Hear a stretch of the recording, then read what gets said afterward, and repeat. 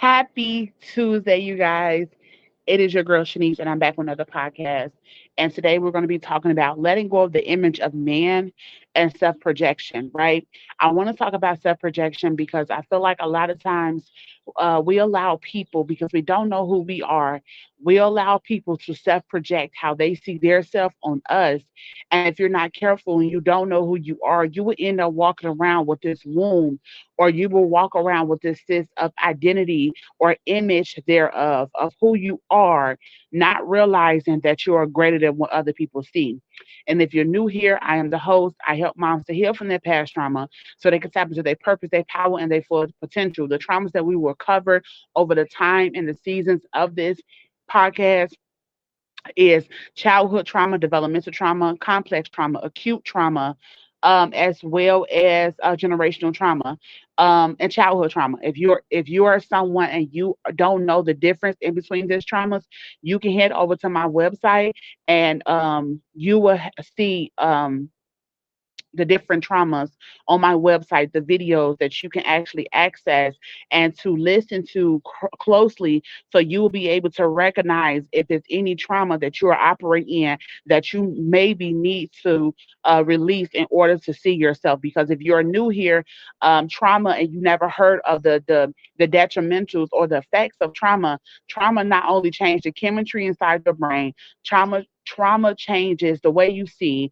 it changes your perceptions, it changes your image, it changes your mindset, it actually develops your mindset and your mind frame to for you to operate the way that you operate. So, and I want you to understand something. Mindset and mind frame is two different things, okay? And once you come to that understanding that you can have a set of mindset and mind frame is the way that you see things, right? Mind frame is the way that you believe, mind frame is the way that you operate, but your mindset controls the way that you think, which is your thinking patterns, okay? So now that we have that out the way, trauma actually distorts all of this. If you want to work with me, go ahead and tap the link below and we can hop on a call and see what services that we have that can help you to lead from that place of defeat and triumph to a place of a defeat into a place of triumph.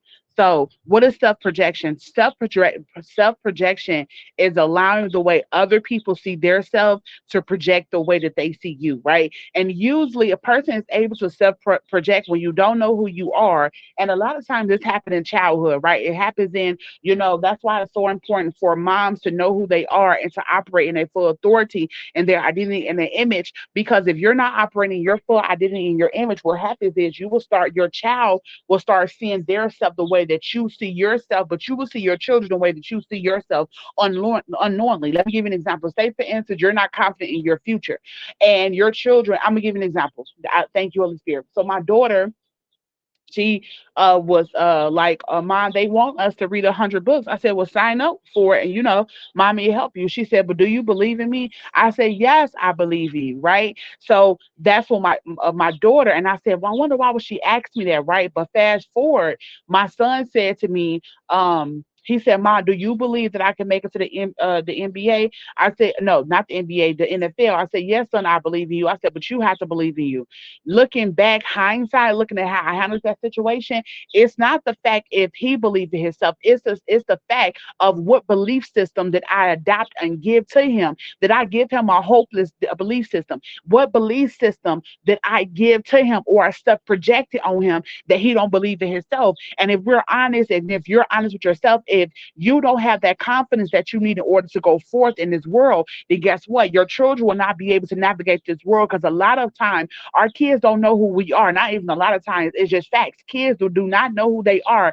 And it's up to their parents to give them a sense of identity, a sense of awareness, a sense of belief, a sense of belonging, right? That's how God designed the house. God designed the house for the children to operate in that, right? And when the children is not operating that sense of identity and that sense of confidence, you end up self-projecting unknowingly, right? Because if you don't believe in yourself, you probably don't believe in your kids. And if you don't believe in your kids, or you see how they behave, you see how they acting, and then you say, oh, you know what I'm saying, you ain't gonna be nothing in life, you'll never be anything, you'll never do anything. Your children take on these mindsets and these words, right? And they create an image about themselves based off the words you created.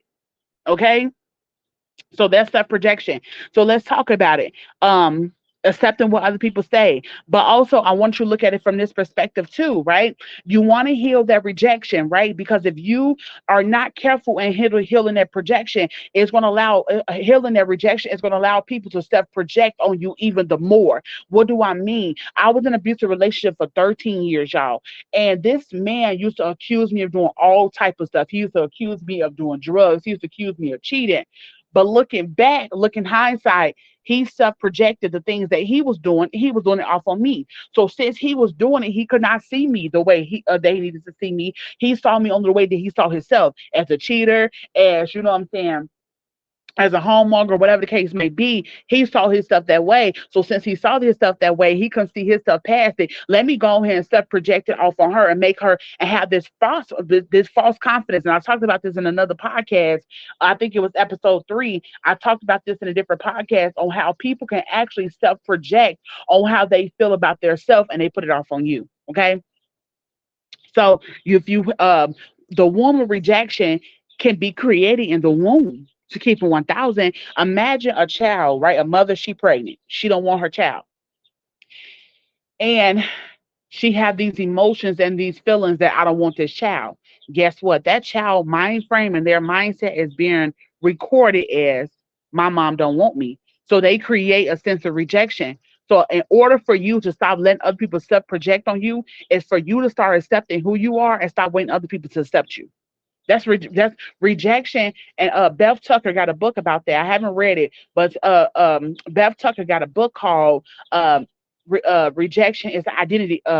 Identity a thief. It steals your identity because it makes you always walk around thinking that people are going to reject you before you even accept people, and it makes you reject yourself. Okay, so that's how people is able to self project on them because you're not operating in your full totality and your power of who you are, right? And a lot of times, when our parents, when we have a mom wound or when you have a dad wound, you allow people to allow that mom to self project how she see herself on you. You probably thinking like, okay, Shanice, how would I know these people self projected on me? What do they say? How do they sound? How do they sound when they say different things? What do they say when they say different things? Right? What do I mean by that? Once you start knowing who you are, you will be able to start recognizing self projection before when a person is self projecting before they do. You will be able to discern because they will say things that's related to their life, but they will put it off on you. Like they will call you double minded. They will tell you that something's wrong with your mind because they feel like that about their mind. So let me go ahead and get off of me and I won't have to focus on me because if I'm not focused on me, then I won't have to worry about healing.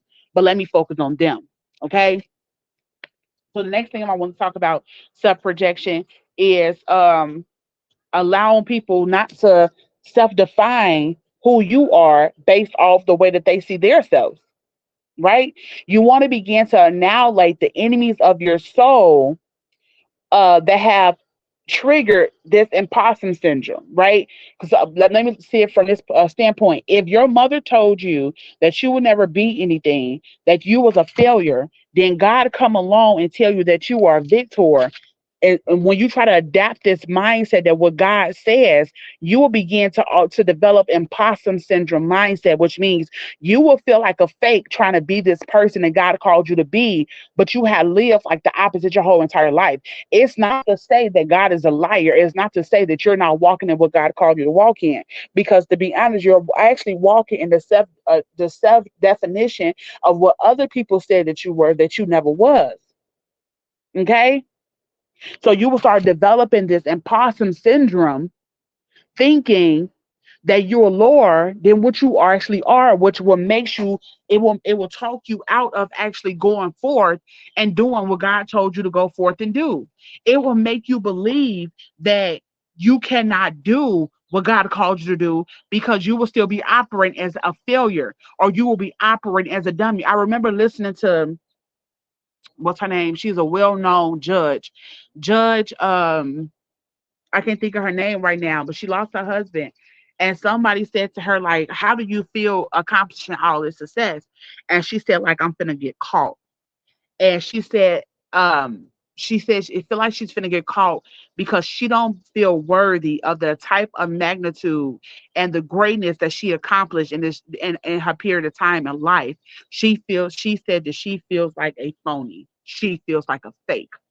So what probably had happened is in her younger days, she probably created a identity of who she was. When in actuality, she was never that person. But now she's this judge, this amazing person. She never thought, even though she believed it, she never really believed that it was gonna manifest and actually happen. So then when it started happening, you start operating in imposter syndrome, make it acting as if that you're a fake when you're never a fake. You are overcome by the blood of your testimony, right? Um, so another, I want you to look at it also and changing your thinking patterns concerning what they said. Do you know when people have said certain things, your mind was created to take this information and store it as it's true? Why? Because your mind, your brain, you have a part of your brain. It's called the frontal lobe, right? The part of your frontal lobe was created to get information, process the information, and also for memory processing.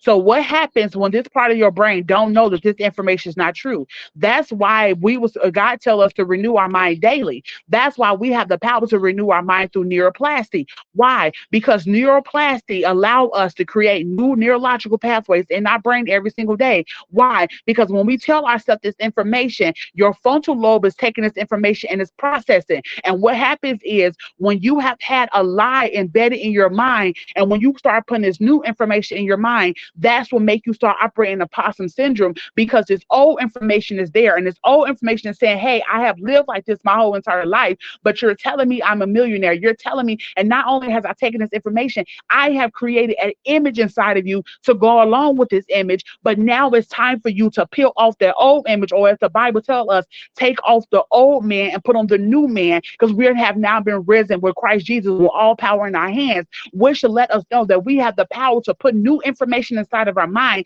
and renew us daily to walk in the power and authority that God has given us. But it starts with changing the image. It starts with changing the way that we see ourselves.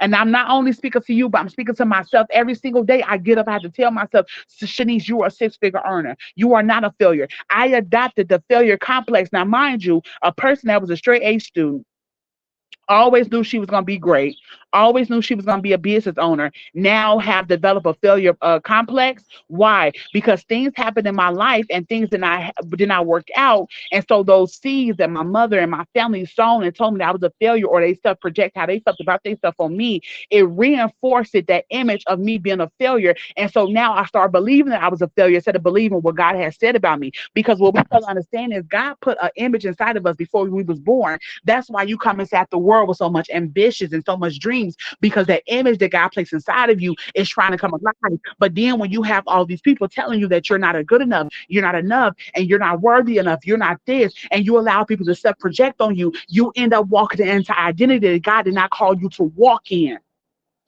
So you got to begin to shed off those mindsets. You got to start begin to renewing your mind and adapting and embracing the image that God placed inside of you. And in order for that image to come forth, God got to put you through that fire. And a lot of times, including myself, when we get through that fire, we think we did something wrong. When God is saying you have not did nothing wrong, but I need to get the wrong image up out of you so the real image to come forth, because you're operating in the image that I did not give you to operate in. Example, the spirit of fear. You develop the image connected to fear. You developed the image that said that you was intimidated. You developed the image that said that you were not bold. You developed the image that said that you was less than. Then you connected that with a victim mindset, and now you're walking around with a demonic mindset that God did not tell us to walk around in. How do I know? Because I keep allowing the spirit of fear, or the image of fear that I created inside of me, to rule the very thing that God told me that I had the power to overcome by the blood and by the power that He have invested inside of me. So in order me to get to courageousness and boldness, the image of fear got to come off. Or in order for me to get to that abundance, I gotta let go of the image that I'm not good enough. I'm a welfare recipient. That was a season of my life, but that's not who I am. The truth of the matter is I am wealthy. I am healthy, right? That is the new image. That is the new man that I have to put on. That's the new mindset, the abundance of mindset, right? Jesus said, I pray that you choose life and life more abundantly. What is he saying? I pray that you adapt to the mindset I have given you to walk into abundance. Whatever you believe that you are, that's who you become, and that's who you walk in. And in order for you to walk into the abundance that God has for you, you have to be willing to let go of the image that God never created to you and created for you to walk in the first place. Right? So God had to align you back to who He called you to be.